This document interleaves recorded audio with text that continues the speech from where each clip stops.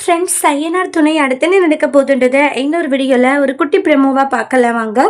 இங்கே ரொம்பவே ஏக்கத்தோடு இருக்காங்க.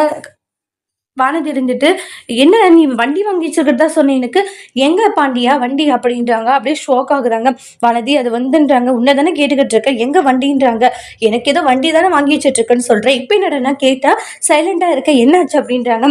வண்டி உனக்கு வாங்கி வச்சது பல்லவனுக்கு கொடுத்துட்ட அப்படின்றாங்க.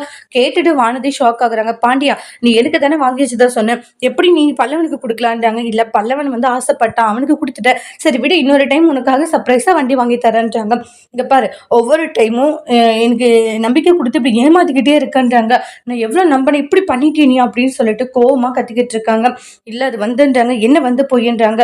இங்க பாரு நீ ரொம்பவே வந்து கஷ்டப்படுத்திக்கிட்டே இருக்கேன் என்ன மேலும் மேலும் அப்படின்ட்டு ரொம்ப எமோஷனலா ஃபீல் பண்ணிட்டு இருக்காங்க.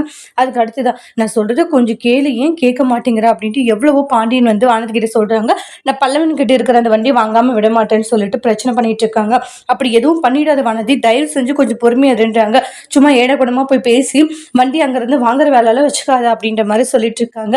அது பல்லவனுக்கு சேர வேண்டியது சேர்ந்துருச்சு, உனக்கு வண்டி வேதான வேணும் நான் வாங்கி தரேன்னு சொல்லிட்டுன்னா அதோட விட்டுரு. அதை விட்டுட்டு சும்மா போயிட்டு பல்லவன் கிட்ட போயிட்டு வண்டி வாங்கிட்டு வரேன் இதை வாங்கிட்டு வரேன்னு சொல்லிட்டு தேவையில்லாம வேலை பண்ணிட்டு இருக்காதுன்றாங்க. நீ ஏன் தான் இப்படி இருக்குன்னு எனக்கு தெரியல பாண்டின்றாங்க. எனக்கு வாங்கி தந்ததை இந்த மாதிரி பல்லவனுக்கு கொடுத்துட்டு இப்போ என்னடனா என்கிட்ட நீ சண்டைக்கு வரியான்றாங்க. நான் கேட்பேன்னு தெரியும், இல்லை அப்படி இருந்தும் நீ எதுக்கு கொடுத்தா அப்படின்னு சொல்லிட்டு பயங்கரமா அந்த இடத்துல சண்டை போட்டுட்டு இருக்காங்க. ஐயோ சாமி, நான் பண்ணது தப்பு தான் சரியா, அதுக்காக தயவு செஞ்சு இந்த மாதிரி வந்து பிரச்சனை பண்ணிட்டு இருக்காதுன்றாங்க. உனக்கு வண்டி வாங்கி தரேன்னு சொன்னது தப்பா போயிடுச்சு போல அப்படின்ட்டு கோவமா அந்த இடத்துல வானதி கிட்ட பேசிட்டு இருக்காங்க. வானதியுமே வந்து உன்னால கல்யாணம் பண்ணிக்கிறதே வேஸ்ட் போல, இப்ப நான் யோசிக்கிறேன் அப்படின்னு சொல்லுவாங்க. இதை கேட்டுட்டு ஷாக் ஆகுறாங்க பாண்டியன். அதோட இந்த எபிசோட் முடிச்சிருக்காங்க. தேங்க்யூ.